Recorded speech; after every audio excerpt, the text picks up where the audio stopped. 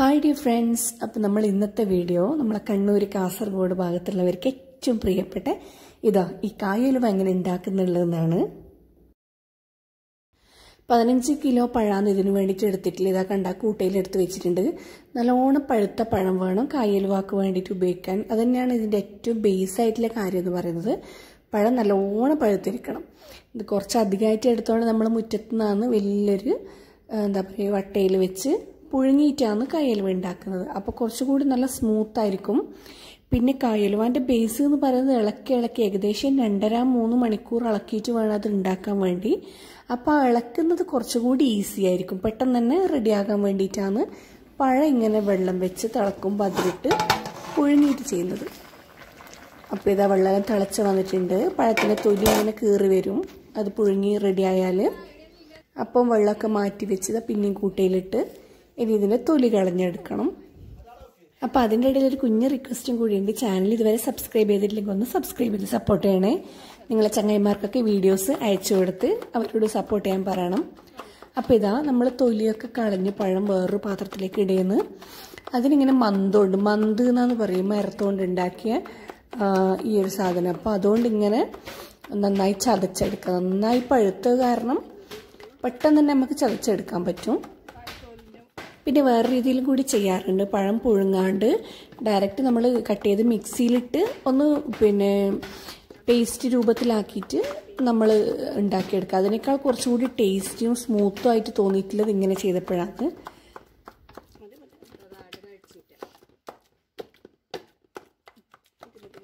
കായലുവ എപ്പോഴും നമുക്ക് നല്ല പെർഫെക്റ്റ് ആയിട്ട് ചില ടൈമിലൊന്നും കിട്ടാറില്ല. കാരണം ഈ പഴത്തിൻ്റെ പ്രോബ്ലം തന്നെയാണ്. നമ്മൾ പിന്നെ പുഴുങ്ങാണ്ട് ആക്കുകയാണെങ്കിൽ ചിലപ്പോൾ ചില കട്ടയൊക്കെ ഉണ്ടാവും അതിൽ. ഇപ്പം പുഴുങ്ങിയിട്ട് ആക്കുന്നതുകൊണ്ട് നല്ല പെർഫെക്റ്റ് ആയിട്ട് വന്നിട്ടുണ്ട്. നന്നായി വേവും ചെയ്തിട്ടുണ്ട്. അതുപോലെ തന്നെ എന്തെങ്കിലും കട്ടയുണ്ടെങ്കിൽ ഇതുപോലെ ഈ മന്തുകൊണ്ടൊന്ന് ഉടച്ചെടുത്താൽ അതും കൂടി നല്ല ഫൈനായിട്ട് കിട്ടും. അപ്പോൾ ഇത് നമ്മൾ നല്ല ഉരുളിയിലാണ് ആക്കുന്നത്. അപ്പോൾ മുറ്റത്ത് തന്നെ നല്ല അടുപ്പ് കൂട്ടി ഉള്ളി നന്നായി ചൂടായ ശേഷം ഈ നമ്മൾ ഉടച്ച് വെച്ചിട്ടില്ലേ പഴം ഇതിലേക്ക് ചേർത്ത് കൊടുക്കാം. അതിനുശേഷം ഏകദേശം ഒരു 1-1.5 കിലോ പഞ്ചസാരയാണ് ഇതിലേക്ക് ചേർക്കുന്നത്. അപ്പോൾ ആദ്യം തന്നെ ചേർക്കുന്നുണ്ട് പഞ്ചസാരയും ഈ പഴത്തിൻ്റെ കൂടെ. എന്നിട്ട് നന്നായി ഒന്ന് ഇളക്കി കൊടുക്കുക.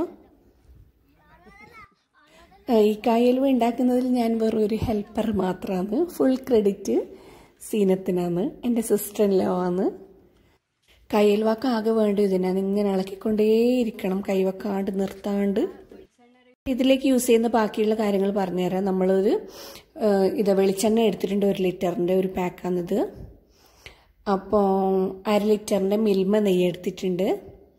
അപ്പോൾ നെയ്യിൽ തന്നെയാണെങ്കിൽ നല്ല ടേസ്റ്റ് ആയിരിക്കും. ഇതൊരു അണ്ടിമൂക്ക് എന്ന് പറയും.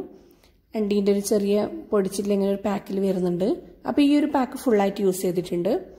അപ്പോൾ ഇത് 5 കിലോ പഞ്ചസാര, 5 കിലോ പഞ്ചസാരങ്ങൾ വാങ്ങി ഒന്നിച്ച്. അപ്പോൾ ഇതിൽ നിന്ന് ഏകദേശം ഒരു 2.5 കിലോ മാത്രമേ നമ്മൾ ഈ പഴത്തിന് ഫുള്ളായിട്ട് യൂസ് ചെയ്തിട്ടുള്ളൂ 15 കിലോന്. അത് ഡിപ്പെൻസ് ആയിരിക്കും, അത് കറക്റ്റ് നമുക്ക് പറയാൻ കഴിയില്ല. മധുരത്തിനനുസരിച്ച് നമ്മൾ ഓരോ പ്രാവശ്യം ഇങ്ങനെ ഇതാ ഈ മിൽക്ക് മെയ്ഡിൻ്റെ ടിന്നിൽ ഇടയ്ക്കിടയ്ക്ക് ഇങ്ങനെ ഒഴിച്ചു കൊടുത്തുകൊണ്ടിരിക്കും. പഞ്ചസാര ടേസ്റ്റിനനുസരിച്ചിട്ട് മാറും. ചില പഴത്തിന് നല്ല മധുരം ഉണ്ടാവും, അപ്പോൾ അത്ര ആവശ്യം വരില്ല. ഈ പഴത്തിന് നല്ല മധുരമായിരുന്നു. അതുപോലെ തന്നെ ഇതാ ഉണക്കമുന്തിരി ഇതും കൂടി ചേർക്കുന്നത്. ഇതൊക്കെ ലാസ്റ്റ് ചേർക്കുന്നതാണ്. ഇൻഗ്രീഡിയൻസ് ഇപ്പോൾ കാണിക്കുന്നേ ഉള്ളൂ. പിന്നെ ഇത് ഏലക്കാപ്പൊടി,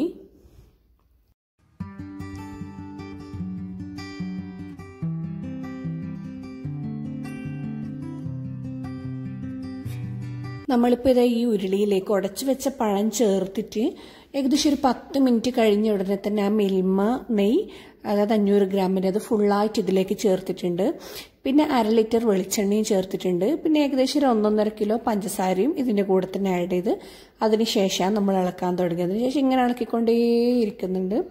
അത് നന്നായി അലിഞ്ഞ് വന്ന് പിന്നെന്താ പറയുക, കാര്യമായിട്ട് ഇളക്കൽ തന്നെയാണ് ഈ കായലുവാൻ്റെ പരിപാടി എന്ന് പറയുന്നത്. ഇളക്കി ഇതിൻ്റെ കളറൊക്കെ ഒന്ന് മാറി വരണം. അപ്പോൾ അതിൻ്റെ ഇടയിൽ കാര്യമായിട്ട് ചെയ്യുന്നത് മധുരം നോക്കുന്നതാണ്. മധുരം കുറവുണ്ടെങ്കിൽ ഓരോരോ മിൽക്ക് മെയ്ഡിൻ്റെ ടിന്നിലാക്കിയിട്ട് ഒഴിച്ചു കൊടുക്കുന്നു. അപ്പം 1.5 കിലോ ആയിരുന്നു ആദ്യം ചേർത്തിരുന്നത്. പിന്നെ ഓരോരോ ടിന്നായിട്ട് ഇങ്ങനെ അതിലേക്ക് ആഡ് ചെയ്ത് കൊടുക്കുന്നത്. പിന്നെ ഇത് ഈ പഴത്തിൻ്റെ നിറം ഒന്ന് ചേഞ്ചായി വന്നപ്പോൾ ഏകദേശം ഒന്നായി വന്നപ്പോൾ ഇത് ഏലക്കാപ്പൊടി ചേർത്ത് കൊടുക്കുന്നുണ്ട്. ഏലക്കാപ്പൊടി കുറച്ചധികം ചേർക്കുന്നുണ്ട്, കാരണം ഇത് കുറച്ചധികം തന്നെ പഴമുണ്ടല്ലോ.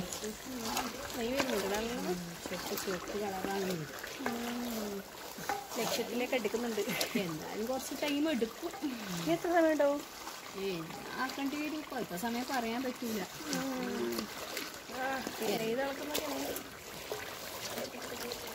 അപ്പോൾ നമ്മൾ ആ കായലുവ ഏകദേശം ആ കളറൊക്കെ ആയി വരുന്നുണ്ട്. അപ്പം നമ്മൾ ഒഴിച്ചു കൊടുത്ത് നെയ്യൊക്കെ ഇതാ സൈഡിൽ ഇങ്ങനെ അടിഞ്ഞ് നിൽക്കുന്നുണ്ട്. ഓൾമോസ്റ്റ് ആയിട്ടുണ്ട് കായലുവ. അപ്പോൾ നമുക്ക് തൊട്ട് നോക്കിയാൽ മനസ്സിലാവും നല്ലോണം അങ്ങ് ഒന്ന് ഉണ്ടയാക്കാൻ പറ്റാത്തൊരു സ്റ്റേജ് ആണെങ്കിൽ നമ്മൾ ഒന്നും കൂടി ഒന്ന് ഇളക്കി ഒന്ന് ടൈറ്റ് ചെയ്യും. പിന്നെ നമ്മൾ ഇറക്കി വെച്ചാൽ ഒന്നുകൂടി ഒന്ന് ടൈറ്റ് ആവാനുണ്ട്. അപ്പോൾ നല്ലോണം ടൈറ്റ് ആവുന്നല്ല, ഒരു ഏകദേശം ഒരു കളറിൻ്റെ ഒരു പാകത്തിലാണ്. അപ്പോൾ ഈ ഒരു ടൈമിലാണ് നമ്മൾ എണ്ണയിൽ വറുത്ത് കോരിയിട്ട് അണ്ടിമൂക്കും അതുപോലെ തന്നെ ഉണക്കമുന്തിരിയും ചേർത്ത് കൊടുക്കുന്നത് ഒരു ലാസ്റ്റ് സ്റ്റേജിൽ. അത് കഴിഞ്ഞൊരു 2 ഇളക്കലും കൂടി കഴിഞ്ഞാൽ നമ്മൾ ഇറക്കി വെക്കുന്നതാണ്. ഈ ഒരു ടൈമിൽ തന്നെ കാണുന്നില്ല, നല്ല അടിപൊളിയായിട്ട് വന്നിട്ടുണ്ട്. മണമൊക്കെ നല്ല നെയ്യിൻ്റെ മണവും അതുപോലെ തന്നെ കായിൻ്റെ മണവും കായൽവാൻ്റെ ആ ഒരു സ്പെഷ്യൽ മണമൊക്കെ വന്നിട്ടുണ്ട്. എന്തൊക്കെ ടൈപ്പ് അലുവ ഉണ്ടെങ്കിലും കായൽവാൻ്റെ ഒരു ടേസ്റ്റ് വേറെ ഏത് അലുവക്കും ഉണ്ടെന്ന് തോന്നുന്നില്ല. അതുകൊണ്ട് തന്നെ നമ്മളിപ്പോൾ പുതിയാപ്പിളിൻ്റെ വീട്ടിലേക്ക് സ്പെഷ്യൽ ഫുഡ് കൊണ്ടുപോകുന്നുണ്ടെങ്കിലും പിന്നെ ഗൾഫിലേക്ക് കൊണ്ടുപോകുന്നുണ്ടെങ്കിലും അങ്ങനെ നമ്മുടെ തൃക്കരിപ്പൂർ, കാസർഗോഡ് അല്ലെങ്കിൽ കണ്ണൂർ ഭാഗത്തുള്ളവർക്ക് ഏറ്റവും പ്രിയപ്പെട്ട തന്നെയാണ് ഈ കായലുവ.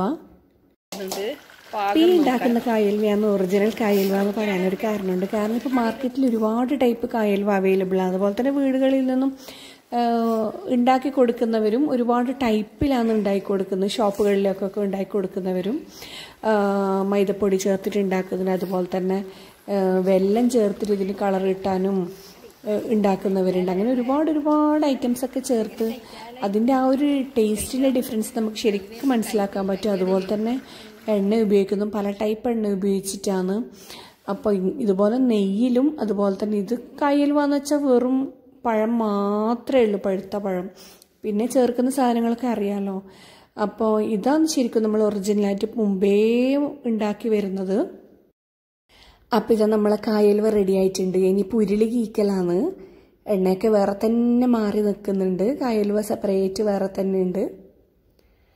അപ്പോൾ ഏകദേശം ഒരു പാകത്തിനാണ് അത് എടുക്കുന്നത്, കാരണം നന്നായി ടൈറ്റ് ആയിട്ടില്ല, ഒരു ഏകദേശം ഒരു സ്മൂത്ത് ആയിട്ടുണ്ട്. നമുക്കിങ്ങനെ ചെറിയൊരു ബോളാക്കി എടുക്കാൻ പറ്റും കൈകൊണ്ട്. ആ ഒരു സ്റ്റേജിലാണ് മാറ്റി വെക്കുന്നത്. കാരണം ഇത് തണിഞ്ഞാലും ചൂടൊക്കെ ആറിക്കഴിഞ്ഞാലും ഒന്ന് സെറ്റാവാനുണ്ട്.